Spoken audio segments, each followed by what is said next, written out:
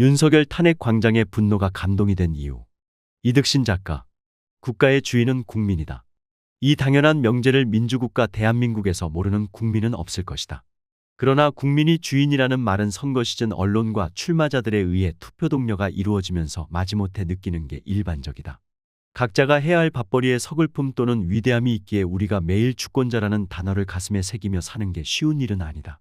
하지만 정치적인 공수교대나 정쟁과는 별개로 평온한 일상을 살던 국민들에게 12.3 내란 사태는 우리의 주권의식을 충만하게 해준 중요한 사건이었다. 이른바 반국가 세력의 척결이라는 명분하에 계엄을 선포했지만 그가 말한 반국가 세력들이 국가의 주인됨을 자각하는 계기가 되었으니 아이러니한 일이다.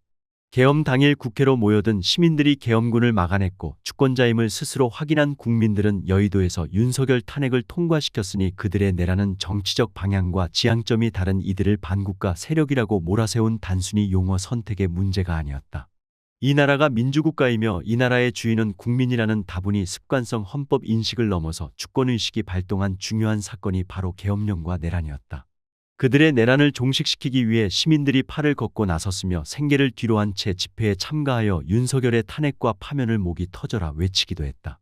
그 과정에서 시민들과 함께한 촛불집회 사회자 김지선 씨가 있었다. 그는 고교 시절 동아일보 사설을 열심히 읽는 학생이었고 세상이 바뀌는 것보다는 큰일 없이 유지되었으면 좋겠다는 생각을 할 정도로 보수적인 사람이었다. 2002년 효순이 미선이 사건을 보며 어린 동생들이 끔찍한 사고를 당했음에도 불구하고 미국의 사과를 받지 못했던 사실에 분노했지만 2003년 이라크 파병은 미국이라는 강대국에 협력해야 한다고 생각했던 그저 평범한 시민에 불과했다. 그런 그의 생각을 바꾸게 된 계기가 있었는데 바로 노무현 대통령 탄핵반대 집회와 등록금 투쟁에 참여한 일이었다. 당시 노무현 대통령은 주류 기득권층이 다수였던 국회에서 탄핵되었다. 이에 분노한 시민들의 주도로 탄핵 반대 촛불이 거세게 일어났고 학내 등록금 투쟁에서는 불의에 저항하고 함께 싸울 때 이길 수 있다는 것을 배우고 깨닫게 되었다. 그리고 그는 단과대 학생회장과 총학생회장을 지내며 21세기 한국대학생연합에서 문화국장, 사무처장으로 활동하면서 본격적인 시민운동가의 길로 접어들었다. 그때부터 진보적인 학생들을 모아 예술로 사회에 기여하고 싶은 마음으로 연극동아리, 노래동아리, 영상동아리 등을 만들어 여러 예술 활동을 기획하고 연출하기도 했다. 2016년 박근혜는 촛불에 의해 탄핵되었다. 그러나 당시 촛불의 가장 큰 교훈은 촛불항쟁의 과제들을 현실로 만들어낼 수 있게 투쟁할 시민동력이 문재인 정부 탄생 이후 흩어져 버렸다는 것이었다. 시민사회는 자연스럽게 거리에서 굳건히 투쟁할 수 있는 시민들의 조직이 필요하다고 생각했고 이는 시민단체 촛불행동이 만들어진 계기가 되었다. 2019년 검찰개혁 투쟁이 한창이던 시절 공수처가 설치되고 촛불이 중단되었을 때 촛불을 멈추면 안 된다고 생각한 여러 시민단체들과 민주진보 유튜버들이 광화문 촛불연대라는 단체를 구성했고 김 씨는 촛불 시민들이 모일 조직이 필요하다고 생각해 만들어진 촛불전진이라는 단체에 참여하게 된다. 정치를 정치인들이 하는 것이 아니라 나라의 주인인 국민들이 정치를 견인할 수 있는 단체가 필요하다는 것에 크게 공감한 것이 참여의 이유였다. 이후 유튜브의 영향력이 높아지는 시대적 요구에 따라 방송 진행과 중계 등의 역할을 해오다 촛불행동에서 집회 사회를 맡아 오늘에 이르고 있다. 그가 처음부터 촛불 집회 사회를 맡은 건 아니었다. 본집회 전 사전집회에서 가벼운 형식으로 사회를 맡았는데 시민들 자유발언을 이끌어내면서 즉흥적으로 질문도 하는 그런 진행 방식이었다. 그러다 대타로 맡게 된 본집회의 사회에 대한 평가가 좋아 본격적인 사회자의 길로 접어들었다. 그는 특히 집회 기획 단계부터 참여했는데 그날의 순서를 정확하게 소개하고 집회의 기조와 의의를 제대로 해설하는 것에 대해 높게 평가한 집회 실무팀이 사회자로 추천한 것이다. 2022년 10월부터 매주 사회를 보기 시작하여 12.3 내란 사태 이후에는 매일 사회를 보고 있으니 어느덧 200회가 넘는 집회의 진행을 맡고 있다. 현장 인터뷰 당시 경남에서 올라온 어떤 어머님이 이거 인터뷰한다고 잡아가는 것 아니지요? 잡아가도 상관없습니다.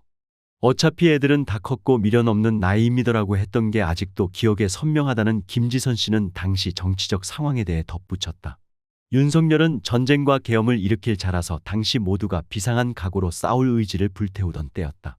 우리 국민들의 상당히 낙관적이면서 자신을 던지는 것을 두려워하지 않는 표정과 그렇게 엄청난 결의를 유쾌하게 풀어내는 모습, 신념이 담긴 짧은 발언들이 엄청난 감동으로 밀려왔다고 그는 말한다. 다른 참가자들의 인상적인 발언도 소개했다. 22대 총선에서 192석이라는 민주진보 진영의 압도적 승리에도 불구하고 지지부진한 윤석열의 탄핵에 대해 단상에 올라온 어느 참가자는 심판은 끝났어요. 총선에서 심판했는데 뭘 더 심판합니까? 언제까지 심판만 외칠 겁니까? 밥상 다 차려지면 그때 숟가락 얹는 것 좀 그만하세요라고 호통을 쳤다. 국민들은 매주 윤석열 탄핵을 외치는데 정치권에서는 여전히 눈치만 보고 있는 상황에 대해 혼쭐을 내는 속 시원한 사이다 발언이기도 했다. 12월 3일 이후 국회에서 끝없이 이어졌던 2030 세대들의 자유 발언도 인상적이었다. 단상에 올라온 청년들이 선배 세대에게 그리고 우리 민주주의를 지켜왔던 역사에 대해 감사함을 이야기하고 이제 그 정신을 후배 세대들이 지키고 계승하겠다고 하는 연설에 매일매일 뭉클했다고 한다.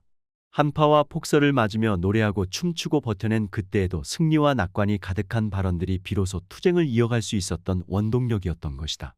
독재에 맞서 싸울 때에도 독재자들은 물러나지 않을 것이고 정권과 싸우던 이들만 다칠 수 있기에 투쟁을 만류하던 어른들이 있었다.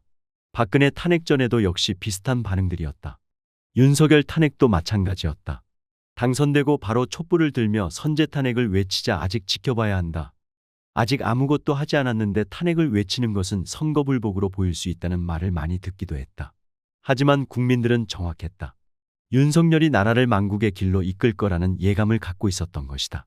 윤석열 퇴진이라는 집권 초기의 구호가 윤석열 탄핵으로 바뀌자 정말 많은 국민들의 참여와 호응이 밀려들었다. 그런 과정이 있었기에 윤석열은 국민들의 뜻이 모여 국회 탄핵된 것이다. 초기부터 정권 퇴진 구호를 외친다는 것은 그날로부터 모든 것을 걸고 테러 없이 싸운다는 의미이다. 그래서 큰 결심이 필요한 구호이기도 했다. 끝까지 포기하지 않고 싸울 수 있는가라는 말을 수없이 되뇌기도 했고 국민들과 함께하겠다는 스스로의 결심을 끊임없이 반복했다. 지난 2년간 고비와 난관은 상당했다. 촛불은 커지고 작아지기를 반복했고 오해와 공격들도 많았으며 촛불 행동은 압수수색까지 당하는 고통을 겪어야 했다. 하지만 흔들리지 않고 윤석열 탄핵을 외치는 국민들이 있었기 때문에 포기할 수 없었다. 이런 시민들과 동지가 되었다는 것이 촛불 집회 사회자로서 가장 큰 보람이었다. 3년간의 촛불 과정에서 가장 절실하게 느꼈던 것은 주권자로서의 책임의식이었다고 김지선 씨는 말한다. 정치를 정치인에게 맡겨두면 국민들이 원하는 개혁이 이루어질 수 없다는 것을 사무치게 깨닫게 되었다.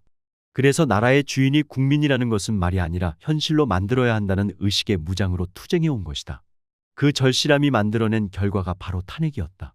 이제 윤석열에 대한 파면이 완성되면 지난 기간의 항쟁과는 완전히 새로운 역사를 쓸 것이다. 12월 3일 국회로 달려가 목숨을 걸고 계엄군을 막아섰던 장면은 모든 국민의 삶의 큰 경험과 자산이 될 것이다.